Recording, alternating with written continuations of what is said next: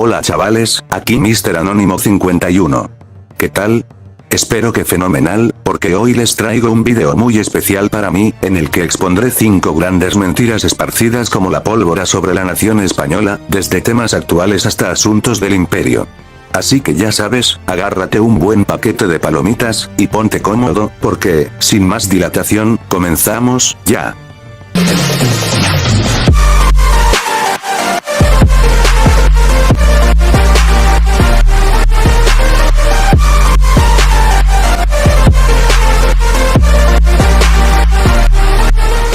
Empezamos ya con un plato fuerte. Y es que, hablar de los nacionalismos periféricos de España no es ningún juego. Hay mucha gente que se toma en serio y apoya las ideas independentistas, cuando es en realidad probablemente una de las mayores estafas e insultos a la inteligencia de los habitantes de sus respectivas comunidades. Así pues, para entender el por qué los independentismos de sitios como el País Vasco o Cataluña no son más que meros caprichos más parecidos a la pataleta de un niño pequeño que a una cosa racional, debemos irnos a su origen, y no hablo ni de la Edad Media, ni de una civilización vasca ancestral y compacta, sino de cuando, en el siglo XIX, el político Sabino Arana, basándose en muchos nacionalismos ya existentes, decidió crear el suyo propio desde cero. Cierto es que el País Vasco es un sitio precioso, con sus particularidades culturales y todo, mas jamás existieron buenas razones para querer separarlo del resto de España. Antes de Sabino, quien se dedicó a propagar un falso relato de supuesta opresión sostenida durante siglos, no existía nada similar a una identidad vasca lo suficientemente única y distante del resto de la nación española como para poder ser independiente. Además de esto, el relato de Sabino estaba basado al inicio en, básicamente, racismo. Así es, todo comenzó en verdad a causa de las oleadas de inmigración de otras partes de España a tierras vascas durante la industrialización del lugar, sobre todo la de Vizcaya, y a la reacción negativa de gente intolerante, como Arana. Por si no fuese suficiente, además, tenemos el independentismo catalán, que menos sentido tiene aún. Valentí Almirall es quizá su figura pionera más representativa. Este señor, junto a muchos otros que también se han dedicado a propagar odio hacia el resto de España, han querido la fragmentación de Cataluña, argumentando que existió una supuesta corona catalano-aragonesa, que claro, nunca existió realmente, para defender que el Estado español ha sido un opresor agente que le arrebató su independencia a un reino libre. Nada más lejos de la realidad. La verdad es, que la corona de Aragón se unió a Castilla, resultando en una fusión, más que una anexión por parte de esta segunda, gracias a los reyes católicos. Para colmo, ambos movimientos tienen como eje central sus idiomas en muchos casos, cosa que obviamente no es motivo suficiente para querer separarse de España. Por último, pero no por ello menos importante, está el típico gancho de España nos roba o nos han oprimido durante siglos, cuando, por ejemplo, la industria catalana se ha llegado a beneficiar en innumerables ocasiones del proteccionismo del Estado español, obligando al resto de regiones a comprar sus productos. De esta manera, podemos concluir que, los separatismos de España no son más que un porque me sale de los huevos ante una decisión con consecuencias gravísimas, que no es para nada un juego, y con gente adoctrinada y acomplejada desde muy temprana edad por culpa de una educación comprada por esos traidores a la nación. Si te interesa conocer más, te recomiendo que veas mi video exclusivo sobre el tema. Dicho esto, pasemos al siguiente. Si ya tienes tiempo en este canal, seguramente recuerdes este vídeo, en el que expongo uno de los mayores problemas de España actualmente. Y es que, no es sorpresa de nadie, que en España, la corrupción está a la orden del día. Porque vale que la corrupción es algo que siempre ha ocurrido y ocurrirá, mas en España está a otro fucking nivel, siendo tan así, que tenemos un índice de corrupción de 55 puntos, siendo de los que más tienen en la Unión Europea, y clasificados anteriormente como el que más tenía. La cosa es, que este alto índice no es casualidad, pues esta corrupción tan señalada y compartida por todos los partidos principales, es y siempre fue sistemática. Esto sucede ya que España no es una democracia, y no lo ha sido en ningún momento desde hace mucho, mucho antes incluso que la dictadura, porque no, la transición no favoreció que España tuviera estructuras para una democracia formal, sino todo lo contrario, es decir, que dejó intactos algunos elementos del franquismo que nos siguen afectando hoy día.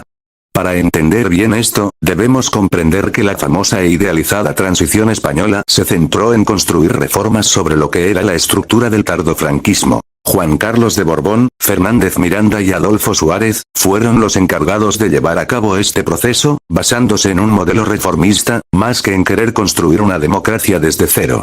De esta manera, no solo se negoció masivamente para contentar a todos, cambiándole la forma al régimen franquista, sino que se redactó una constitución hecha por personas como los nacionalistas, pero bueno, eso poco importa en este punto. Del franquismo se conservaron los puestos de los jueces, fiscales y funcionarios que trabajaban en el Tribunal de Orden Público del franquismo, sin hacer limpieza de ninguna clase, y, de esta manera, el Consejo General del Poder Judicial siguió estando politizado hasta hoy día. Recordemos que para que un Estado pueda ser formalmente una democracia, debe tener separación de poderes, y esto, al volver dependiente a uno de los poderes, lo impide. Por otro lado, también se mantuvieron multitud de funcionarios técnicos criados en la autarquía y el intervencionismo, que favoreció el clientelismo, el enchufismo y las puertas giratorias. Por no hablar también de la Ley de Amnistía de 1977, calificada por organismos internacionales como un impedimento para investigar crímenes franquistas, y el posible motivo para la normalización de la práctica de la corrupción.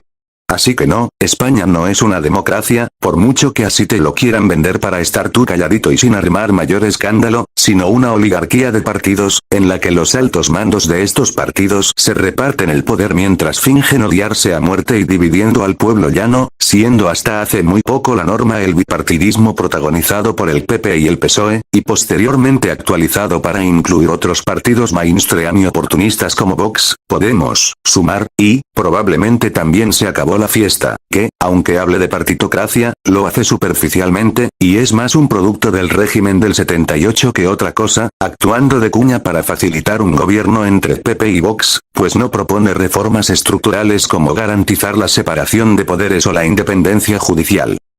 En el anterior puesto acabamos de ver cómo España actualmente no es democrática. Así pues, ahora toca dejar las cosas claras, y es que, la dictadura franquista, obviamente no era mejor. Cierto es, que hoy día merecemos algo mejor, valga la redundancia, pero bastante suerte que tuvimos aún así con la transición. Con este apartado, quiero desmentir ese extendido y preocupante mito de que con Franco se vivía mejor. Y sí, suena a ida de olla, pero realmente hay quienes han llegado a pensarlo, lo cual, a pesar de no estar bien, es bastante entendible. Después de todo, el hombre tiende a idealizar el pasado y desear vivir en él cuando se le miente de manera tan descarada como en el sistema actual, pero vayamos por partes. Para empezar, si lo que tenemos hoy en día es una oligarquía de partidos ruin que nos miente a la cara, en aquel entonces lo que había era un dictador, que decidía sobre todos y cada uno de los aspectos de las personas. El franquismo fue una dictadura personal, es decir, que todo empezaba en él, y todo acababa, efectivamente, también en él. Si hoy en día hay ciertas personas que, por desgracia, pueden aprovecharse de los demás en ciertos puestos, y elegir a dedo a más puestos, durante esa época todos los representantes de los poderes los elegía Francisco Franco. Por otro lado, también estuvo la represión, que fue salvaje y sistemática, contra personas que opinaran diferente, o gente que había tenido la mala suerte de tener un puesto importante durante la Segunda República. También cabe destacar organismos como el Tribunal de Orden Público, donde se produjeron las peores atrocidades del régimen.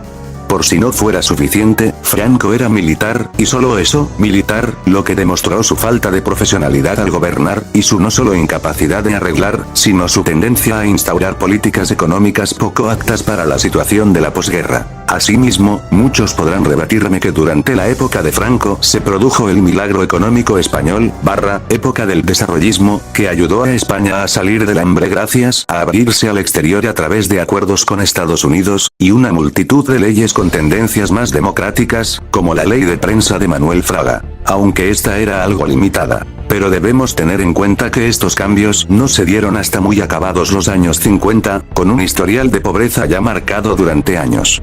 Además, este milagro ocurrió gracias a los tecnócratas, expertos economistas del Opus Dei que, si bien fueron claramente puestos en el gobierno por Franco, porque si no pasaban, fueron ellos quienes lo idearon todo y pudieron meter mano, gracias al escaso conocimiento de Franco y sus aliados militares más cercanos sobre economía, para así traer prosperidad a la nación a través del turismo y el negocio de las familias que se iban a trabajar fuera para traer dinero aquí. Además de, claro está, el contexto internacional. Así que no, el desarrollismo no fue gracias a Franco, sino a pesar de él. A ver, cierto es que por esto mismo se dieron grandes avances en la época en la que, efectivamente, todavía estaba Franco, pero esos avances llegaron muy tarde y sobre una base de miseria acumulada durante más de 20 años. Hasta principios de los años 50, España arrastró una de las posguerras más duras de Europa occidental. El racionamiento de productos básicos, pan, aceite, azúcar, carne, se prolongó hasta 1952, más de una década después del final de la Guerra Civil. España no recuperó el nivel de PIB per cápita de 1935 hasta alrededor de 1954. En plena década de los 40, el país vivía con extraperlo generalizado, desabastecimiento crónico y salarios reales por los suelos. Mientras el resto de Europa reconstruía con ayuda del Plan Marshall, del que España quedó excluida por razones políticas, aquí la autarquía impuso una dieta forzada que dejó secuelas profundas en la salud y el bienestar de varias generaciones. Cuando por fin se produjo el giro económico a finales de los 50, el crecimiento fue real y visible. Carreteras, pantanos, viviendas, el boom del turismo de sol y playa, pero incluso en el punto más alto del llamado milagro, en 1975, España todavía se encontraba por debajo de la media europea en renta per cápita. El SEAT 600, la televisión y los electrodomésticos llegaron a muchas casas, sí, pero la desigualdad territorial y social seguía siendo muy marcada. El campo y las regiones más pobres no vivieron el mismo despegue que las grandes ciudades. Y aquí viene lo más importante a la hora de valorar si se vivía mejor: el precio que se pagó por esa estabilidad aparente. No solo la represión política que ya hemos mencionado, sino un control total sobre la vida cotidiana. No existían sindicatos libres, la prensa estaba censurada, incluso después de la Ley Fraga de 1966, que fue una apertura muy limitada, no se podía manifestarse, ni asociarse libremente, ni criticar al régimen sin riesgos graves. La brigada político-social vigilaba, interrogaba y torturaba con impunidad. Las últimas ejecuciones del franquismo, en septiembre de 1975, apenas 2 meses antes de la muerte de Franco, muestran que la maquinaria represiva seguía activa hasta el final. Además, el régimen dejó una herencia institucional pesada. Muchas de las redes de favores, el clientelismo administrativo y la falta de controles reales sobre el poder se mantuvieron casi intactas después de la transición. Eso explica, en parte, por qué hoy vemos tantas puertas giratorias, casos de corrupción enquistados y una sensación de que las élites siguen decidiendo por encima de la gente. En resumen, con Franco no se vivía mejor. Se vivía bajo un control asfixiante, después de años de hambre real para gran parte de la población, y con una prosperidad que llegó tarde, de forma incompleta y gracias a un cambio de rumbo que el propio sistema aceptó a regañadientes. Es comprensible que, ante la mentira y la decadencia del sistema actual, algunos miren al pasado con nostalgia, porque como ya dije, el ser humano tiende a idealizar lo que no conoció directamente. Pero los datos y los testimonios de la época nos dicen claramente que no era una era de oro. Era una dictadura que priorizaba el orden y el control por encima de la libertad y el bienestar real de la mayoría. Por eso, en lugar de soñar con volver atrás, lo lógico es exigir algo mejor. Un sistema donde nadie, ni un dictador ni una oligarquía de partidos, decida por todos nosotros.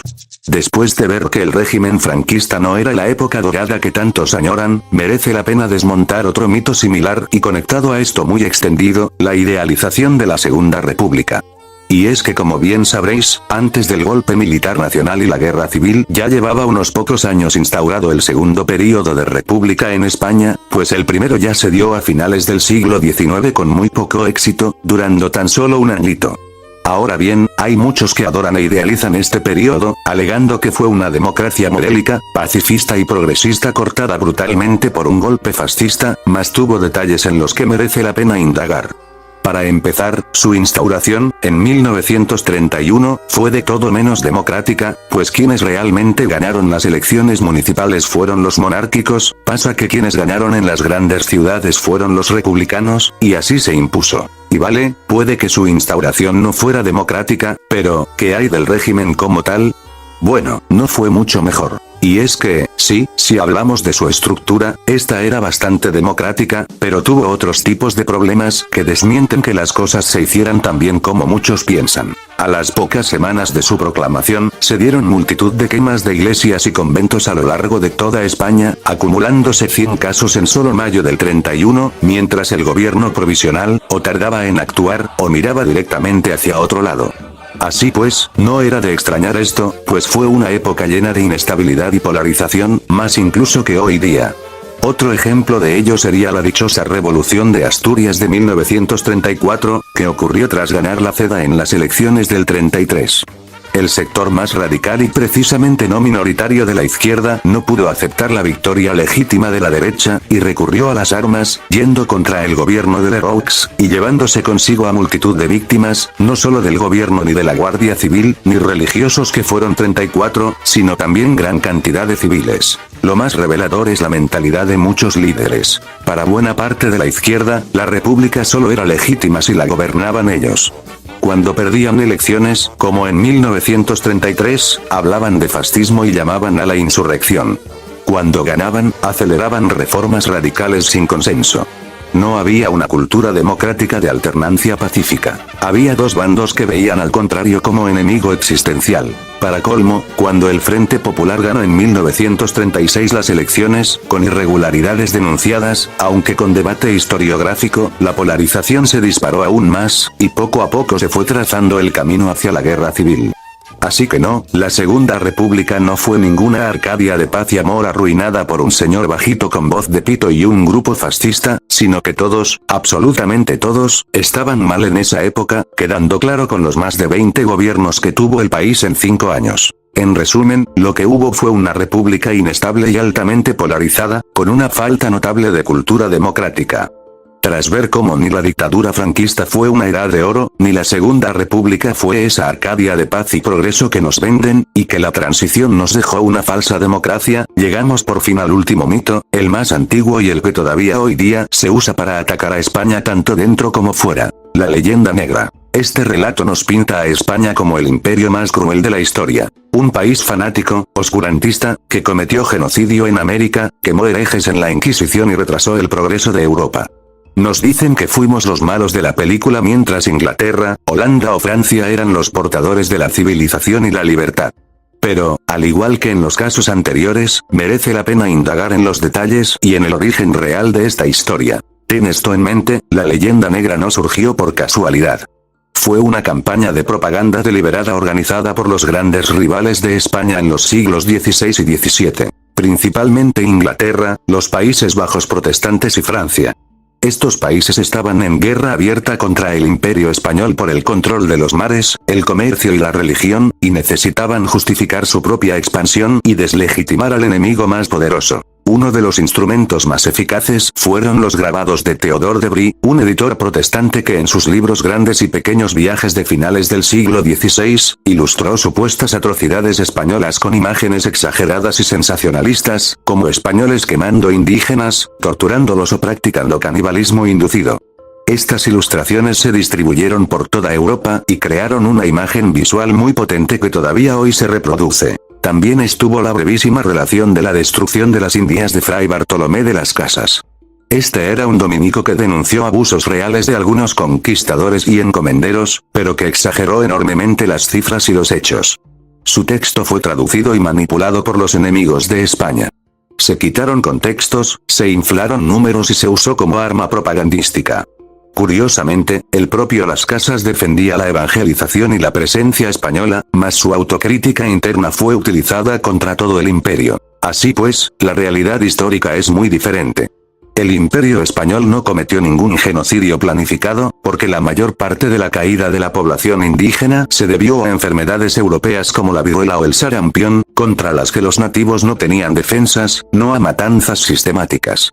Además, la monarquía hispánica creó desde muy pronto una legislación protectora única en su tiempo, las leyes de Indias, que fueron desde las leyes de Burgos de 1512 hasta la gran recopilación de 1680. Estas leyes reconocían a los indígenas como vasallos libres de la corona, con derechos a la propiedad, al salario justo y a no ser esclavizados arbitrariamente. También prohibían muchos abusos, regulaban el trabajo, incluyendo aspectos como la jornada, salario mínimo, y prohibición de trabajo infantil en ciertos casos, y establecían protectores de indios y audiencias para que pudieran denunciar. Hubo abusos, por supuesto, como en cualquier imperio, pero la corona castigó a muchos culpables y la legislación fue mucho más avanzada y tutelar que la de otras potencias coloniales, que practicaron esclavitud masiva de africanos o exterminio directo de nativos. España fue el único imperio europeo que promovió el mestizaje desde el principio, creó universidades en América desde el siglo XVI, muchísimo antes que en Norteamérica, evangelizó y mezcló culturas en lugar de aislar o exterminar, como lo hicieron, por ejemplo, los británicos. El resultado a esto fue un mundo hispánico que hoy une todavía a más de 500 millones de personas. Y si la leyenda negra persiste hoy es por el presentismo, es decir, juzgar el pasado con valores de hoy, y porque sigue siendo útil para ciertos relatos, como el antihispanismo en Latinoamérica, separatismos internos o para que otros países disimulen sus propios crímenes coloniales, ya sea Inglaterra en India o Irlanda, o Bélgica en el Congo, entre otros. En resumen, España no fue perfecta, cometió errores y abusos como todos los imperios de la historia. Pero la imagen de un imperio especialmente cruel y genocida es una construcción propagandística de sus enemigos, no la verdad histórica. Desmontar la leyenda negra no es negar errores, es rechazar la manipulación que nos ha perseguido durante siglos y que actualmente todavía se usa para avergonzarnos de nuestro pasado. De esta forma, cerramos los 5 mitos. Hemos visto cómo se idealiza el pasado republicano, se poetiza el franquismo, se blanquea el régimen del 78 y se ataca a España desde hace 500 años.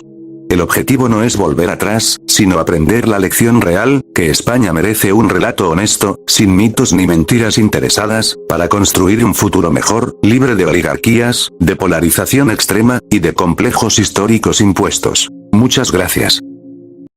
Dale like y suscríbete para cumplir mi sueño de enamorar. Los impuestos bajos son y hay vacas a montón y de Gref yo podré hacer